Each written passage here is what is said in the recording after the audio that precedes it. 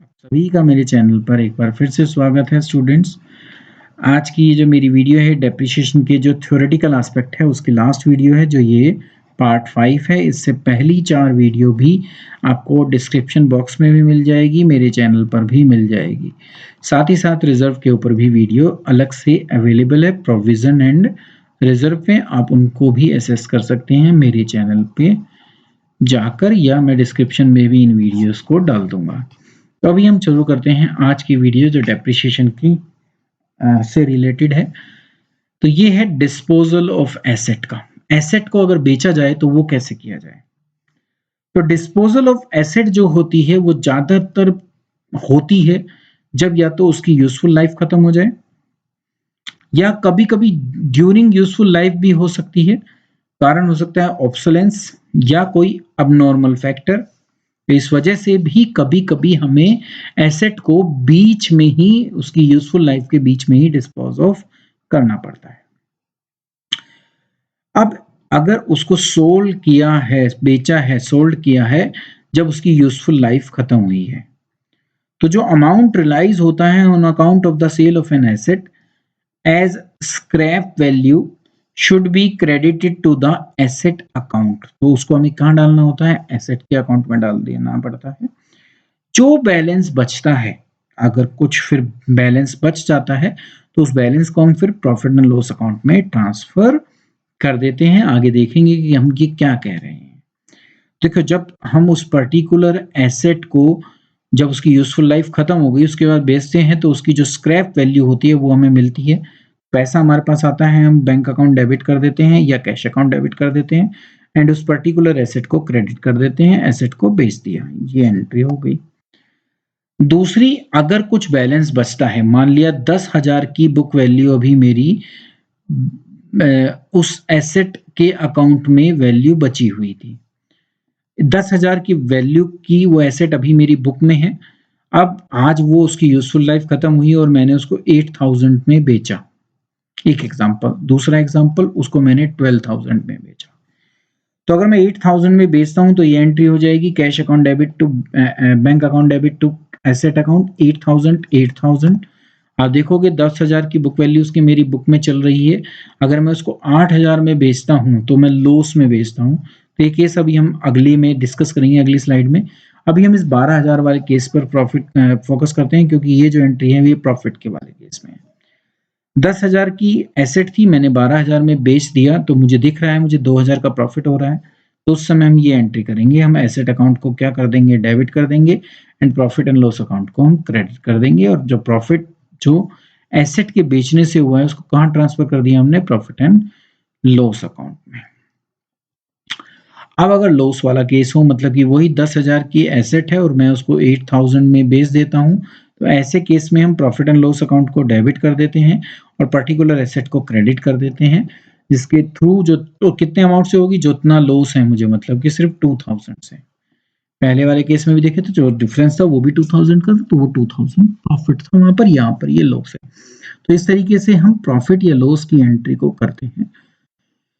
अब disposal in case, जब provision for depreciation account बना रखा है, मतलब कि हमने यूजफुल लाइफ तो खत्म हुई है पर हमने डेप्रिसिएशन जो चार्ज कर रखा है वो प्रोविजन फॉर डेप्रिसिएशन अकाउंट में डाल रखा है, ना कि सीधा जो है उसके खुद के अकाउंट में डाल रखा है। तो ऐसे केस में हम क्या करेंगे ये हम सीखते हैं यहां से।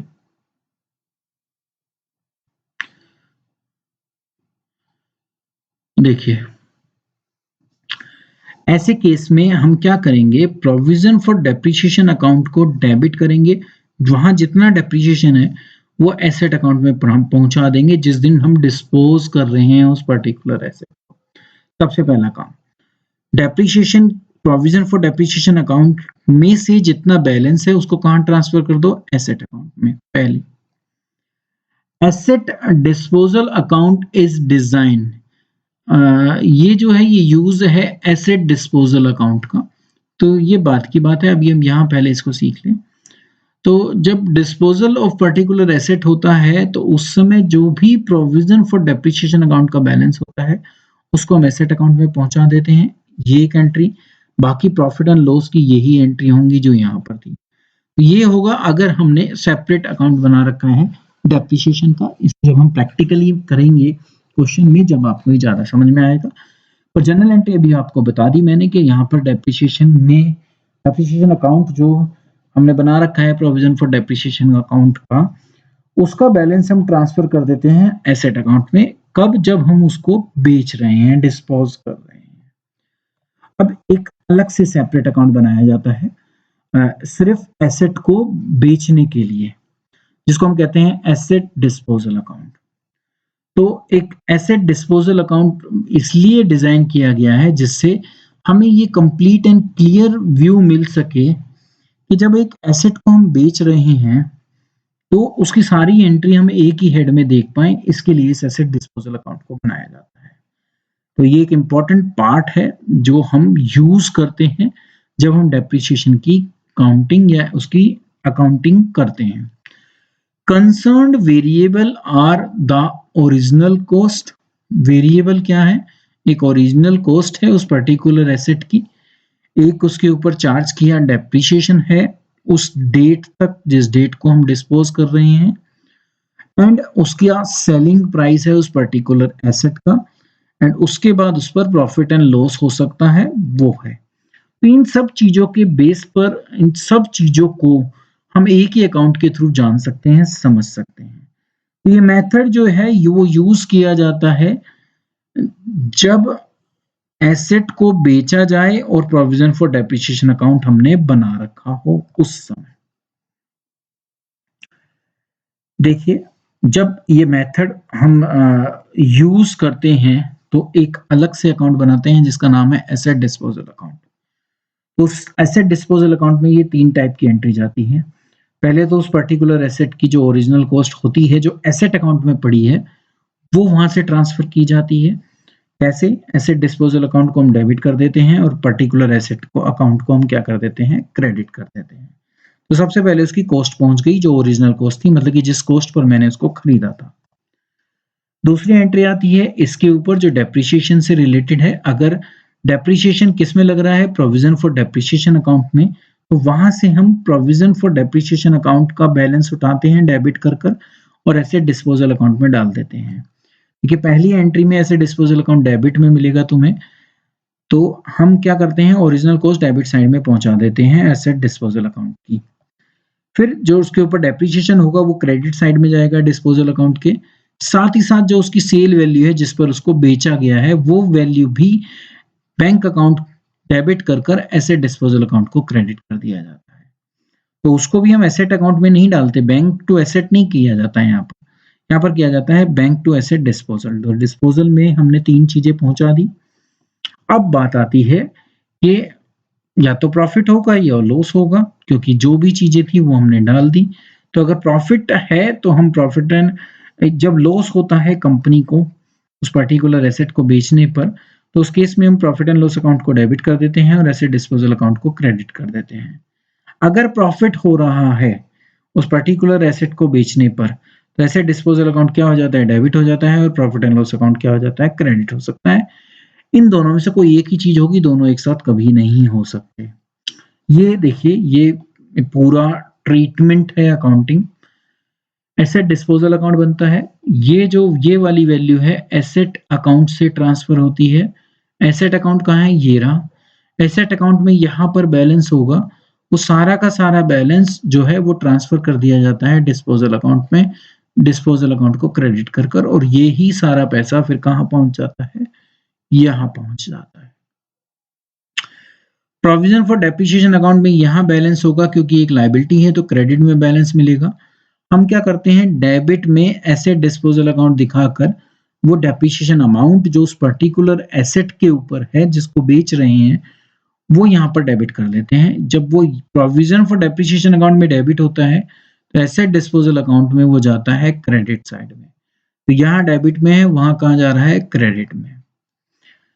बैंक वाली एंट्री हमने बताई दी कि जितने में एसेट बेची है वो ये वाली एंट्री होती है, तो ये सेल की एंट्री होती है उस पर्टिकुलर एसेट को बेचने की।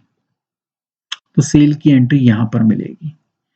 ठीक है, फिर अगर लॉस है तो यहां दिखाया जाएगा, प्रॉफिट है तो यहां दिखाया जाएगा। तो ये थी इसकी पूरी अकाउंटिंग ट्रीटमेंट अगर एसेट डिस्पोजल अकाउंट को बनाया जाए या एसेट को बेचा जाए।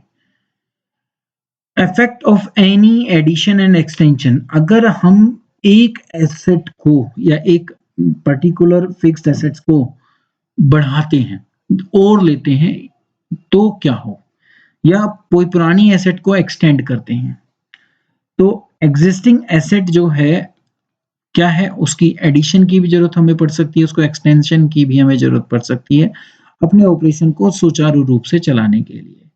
तो ऐसा एडिशन या एक्सटेंशन जो है वो जो है इंटीग्रल पार्ट ऑफ एसेट नहीं बनता, उसको दिखाया जरूर जाता है उसी के अंदर।